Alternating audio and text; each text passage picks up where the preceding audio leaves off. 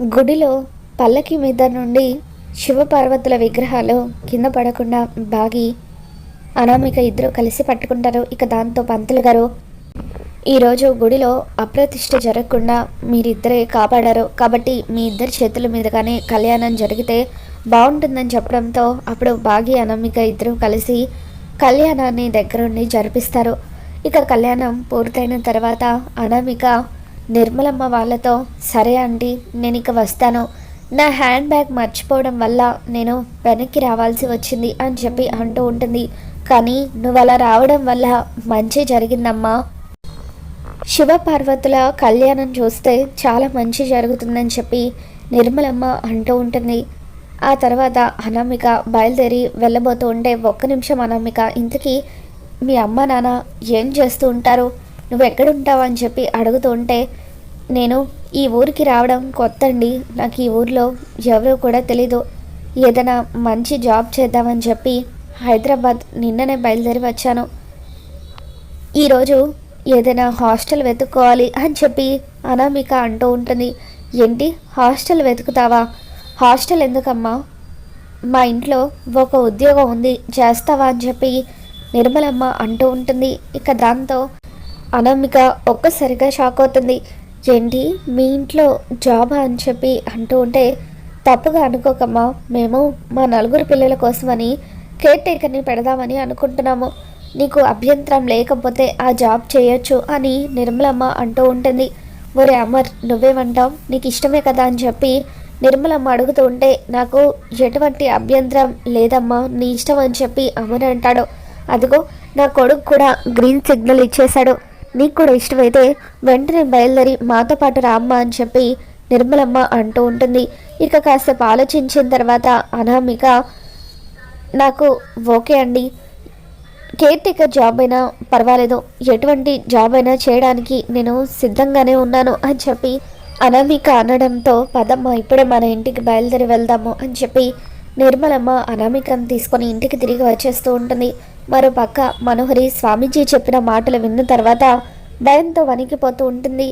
ఇప్పటి వరకు దానికి శరీరం లేనప్పుడే అది నన్ను ఆడుకోవాలని చూసింది, నా ప్లాన్లన్నీ కూడా తిప్పికొట్టింది, ఏ రూపాన అది ఇంటికి తిరిగి వస్తుందో ఆలోచిస్తేనే భయంగా ఉందని చెప్పి మనోహరి అలా అటు ఇటు తిరుగుతూ ఉండగా ఇందులో అమర్ వాళ్ళ కార్ ఇంటికి వస్తుంది.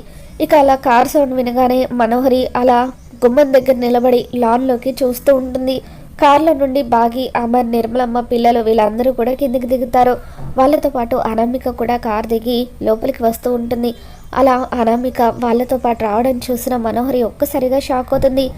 అచ్చం ఆరులా ఉన్న అనామికని మనోహరి గుర్తుపట్టేస్తుంది. ఇక అనామిక శరీరంలోకి ఆరు ప్రవేశించి ఉంటుందని భావించి మనోహరి భయంతో, అసలు ఇదేంటి, అచ్చం ఆరులా ఉన్న ఈ అమ్మాయిని ఎందుకు వీళ్ళు ఇంటికి తీసుకొని వస్తున్నారు అంటే, ఒకవేళ స్వామీజీ చెప్పినట్టుగా ఈ అమ్మాయి శరీరంలోకి ఆరు ఆత్మ ప్రవేశించి ఉంటుందా, ఒకవేళ అదే కనుక జరిగితే ఈ ఇంట్లో ఎట్టి పరిస్థితుల్లోనూ తన గత జన్మకి సంబంధించిన వస్తువులను ఆరు తాకకుండా జాగ్రత్త పడాలని చెప్పి మనోహరి అనుకుంటూ ఉంటుంది. ఇక తర్వాత ఆరు నడిచి వస్తున్నట్టుగా మనోహరి కనిపించి భయంతో వణికిపోతూ ఉంటుంది. అనామిక అక్కడికి వచ్చిన తర్వాత, అంజు, అనామిక గారు మా ఆంటీ మనోహరి అని చెప్పి పరిచయం చేస్తూ ఉంటుంది. దాంతో హాయ్ అంటూ అనామిక మనోహరికి షేక్ హ్యాండ్ ఇస్తూ ఉంటుంది. తర్వాత అనామిక గుమ్మం దాటి ఇంట్లోకి అడుగు పెడుతుంది. ఇక ఇంట్లోకి అడుగుపెట్టిన అనామికకు గత జన్మ జ్ఞాపకాలన్నీ కూడా గుర్తుకు వస్తూ ఉంటాయి. ఇక ఏమైంది, ఎందుకు ఇక్కడే నిలబడిపోయారని చెప్పి బాగా అడుగుతూ ఉంటే, ఏం లేదు, ఈ ఇంట్లో అడుగు పెట్టగానే గతంలో ఎప్పుడో నాకు ఈ ఇంటికి వచ్చినట్టుగా అనిపిస్తుంది, ఈ ఇంటితో ఏదో బంధం ఉన్నట్టుగా అనిపిస్తుంది అని చెప్పి అనామిక అంటూ ఉంటే, అప్పుడు మనోహరికి చెమటలు పడుతూ ఉంటాయి. ఇదేంటి ఇది ఇలా అంటుంది అంటే, కొంప తీసి తన గత జన్మ ఏమైనా గుర్తొచ్చి ఉంటుందా అని చెప్పి మనోహరి అనుకుంటూ ఉంటుంది. తర్వాత అమర్ బాగితో, మిస్సమ్మ తన గది చూపించు అని చెప్పి అంటూ ఉంటే, సరే అండి అని చెప్పి బాగి అంటుంది. మీరు కాసేపు వెళ్ళి రెస్ట్ తీసుకోండి, మనం భోజనం చేసిన తర్వాత మాట్లాడుకుందామని చెప్పి అమర్ అంటాడు. ఇక ఆ తర్వాత బాగి అనామిక కోసం అని చెప్పి గది చూపిస్తుంది. తను అక్కడి నుండి వెళ్ళిపోయిన తర్వాత మనోహరి ఈ విధంగా అనుకుంటుంది, ఈ అమ్మాయి ఈ ఇంట్లో ఉండడం అంత మంచిది కాదు, కేర్ టేకర్గా అపాయింట్ చేసుకున్నామని ఆంటీ అంటుంది, కానీ తను ఉండడం వల్ల నాకే ప్రమాదం, ఏదో ఒక విధంగా అమర్కి నచ్చజెప్పి తనని ఇక్కడ నుండి పంపించేయాలని చెప్పి మనోహరి అమర్ దగ్గరికి వస్తుంది. అమర్, నీతో నేను ఒక విషయం చెప్పాలనుకుంటున్నాను. అసలు ఆ అమ్మాయి ఎవరో ఎక్కడి నుండి వచ్చిందో తెలీదు. ఈ మధ్య దొంగలు ఎక్కువైపోయారు. చూడ్డానికి ఇలాగే స్మార్ట్గా టిప్ టాప్గా రెడీ అయ్యి మంచితనం అనే ముసుగులో దొంగతనాలు చేస్తున్నారు. ఎందుకో నాకు ఈ అమ్మాయిని చూస్తూ ఉంటే తను కూడా అలాంటిదే అని అనిపిస్తుంది. తనని వెంటనే ఇంట్లో నుండి పంపించేయడం బెటర్ అని అనిపిస్తుంది అమర్. కావాలంటే తను బతకడానికి ఎంతో కొంత డబ్బు సాయం చేద్దామని చెప్పి మనోహరి అంటూ ఉంటుంది. దాంతో బాగి, తప్పు చేసే మీలాంటి వాళ్ళకు ప్రతి ఒక్కరూ తప్పుడు మనుషుల్లాగే అనిపిస్తారు మనోహరి గారు. పాపం ఆ అమ్మాయి చాలా కష్టాల్లో ఉంది. ప్రతి ఒక్కరిని కూడా అలా తప్పు పట్టడం కరెక్ట్ కాదు అని చెప్పి బాగి అంటూ ఉంటుంది. నువ్వు చెప్పింది నిజం మిస్సమ్మ అంటూ అమర్ మనోహరితో, ప్రతి ఒక్కరిని అలా అనుమానించడం కూడా కరెక్ట్ కాదు మనోహరి. కొద్ది రోజులు ఆ అమ్మాయి కేర్ టేకర్గా పనిచేస్తుంది కదా, అప్పుడు తను ఎటువంటిదో మనకి అర్థమవుతుంది. అప్పటి వరకు వెయిట్ చేద్దాం. ఒకవేళ అలా కాదని నువ్వన్నట్టుగా ఆ అమ్మాయి దొంగ కానీ మోసగత్త కానీ అయితే తను నా నుండి ఎట్టి పరిస్థితుల్లోనూ తప్పించుకోలేదు.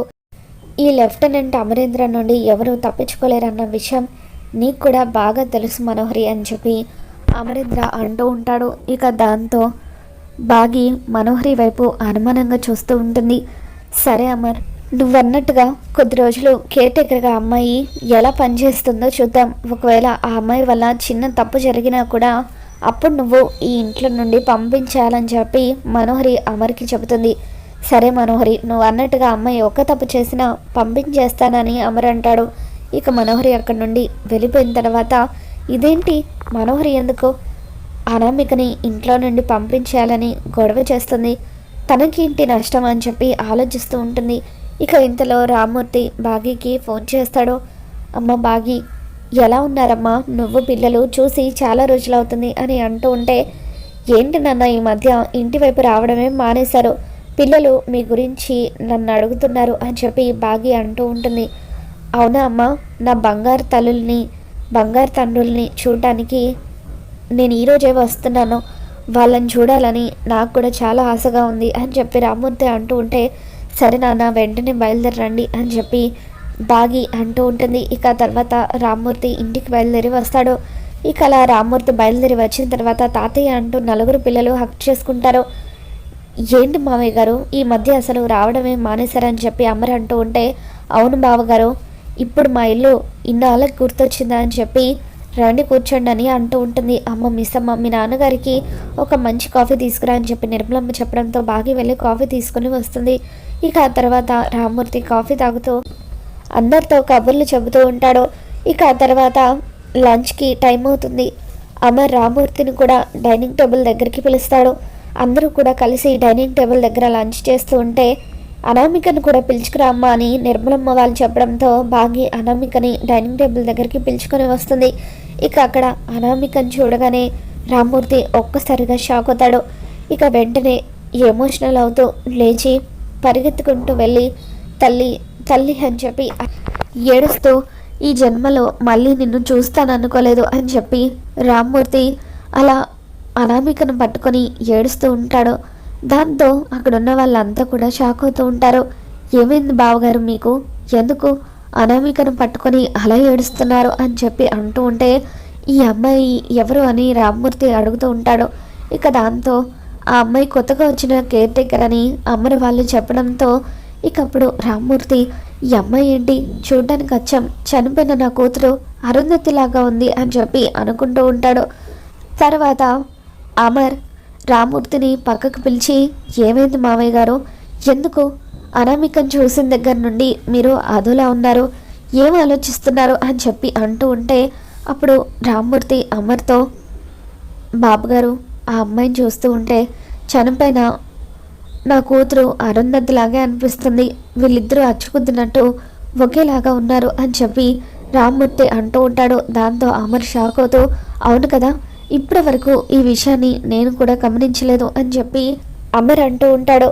ఆ తర్వాత అనామిక భోజనం చేస్తూ ఉంటే కావాలనే మనోహరి తన డ్రెస్ మీద సాంబార్ పోసేస్తుంది. అయ్యో, నా డ్రెస్ పాడైపోయింది, నేను వేరే బట్టలు కూడా తెచ్చుకోలేదు అని అనామిక అంటూ ఉంటే, మీకు అభ్యంతరం లేకపోతే కబోర్డ్లో నా శారీస్ ఉన్నాయి, మీరు అందులో ఒక శారీ కట్టుకోవచ్చు అని చెప్పి బాగి బెడ్రూమ్ వైపు పంపిస్తుంది. ఓకే, థ్యాంక్ యూ అని చెప్పి అనామిక అమర్ వాళ్ళ బెడ్రూమ్లోకి వెళ్తుంది. ఇక అక్కడున్న ఆరు కబోర్డ్లో ఒక చీరను తీసుకుంటుంది. అది ఆరుకి ఎంతో ఇష్టమైన చీర. అలా ఆరు శారీని కట్టుకొని అనామిక కిందికి వస్తూ ఉంటుంది. ఆరు శారీలో అనామికను చూడగానే ఇంట్లో అందరూ ఒక్కసారిగా షాక్ అవుతారు. బాగి ఆ చీరను చూసి అది ఆరు చీర అన్న విషయం గుర్తుపట్టి అనామిక దగ్గరికి పరిగెత్తుకుంటూ వచ్చి, ఏమండి, ఏంటండి మీరు ఈ శారీ కట్టుకున్నారా? ఆయన చూస్తే ఏమంటారో ఏంటో, ఇది అక్క చీర, అక్క జ్ఞాపకాలన్నా అక్క వస్తువులన్నా ఆయనకి ప్రాణం. వాటిని ఎవరు టచ్ చేసినా కూడా ఆయన అస్సలు ఊరుకోరు. ఇప్పుడు మీరు ఈ శారీ కట్టుకున్నారంటే నన్ను ఏమంటారు ఏంటో అని చెప్పి బాగా టెన్షన్ పడుతూ ఉంటుంది. ఇక ఆరు చీర కట్టుకున్న అనామికకు కొద్దిగా ఆరు జ్ఞాపకాలు గుర్తుకు వస్తూ ఉంటాయి. మనో అంటూ మనోహరిని పిలవడంతో అప్పుడు అందరూ ఒక్కసారిగా షాక్ అవుతారు. ఏమైంది, మనోహరి గారిని మనో అని మీరెందుకు పిలిచారు అని బాగి అడుగుతూ ఉంటే, ఎందుకో అలా పిలవాలనిపించింది, స్పాంటేనియస్గా వచ్చేసింది అని అనామిక అంటూ ఉంటుంది. ఆరు చీర కట్టుకున్న అనామికను చూసి బాగి టెన్షన్ పడుతూ ఉంటే ఇందులో అక్కడికి అమర్ వస్తాడు. ఇక ఆరు చీరలో అనామికను చూసిన అమర్కి ఆరు మళ్ళీ ప్రాణాలతో తిరిగి వచ్చిందా అని అనిపిస్తూ ఉంటుంది. ఇక అలా ఎమోషనల్ అవుతూ ఆరుని గుర్తు చేసుకొని పరిగెత్తుకుంటూ వచ్చి అనామికని హక్ చేసుకొని ఆరు ఆరు అంటూ ఏడుస్తూ ఉంటాడు. అది చూసిన బాగి ఒక్కసారిగా షాక్ అవుతుంది. మరి రాబోతున్న ఎపిసోడ్ ఏం జరగబోతుందో మళ్ళీ మన ఛానల్లో తెలుసుకుందాం. ఈ వీడియో మీకు నచ్చినట్లయితే ఒక లైక్ చేయండి.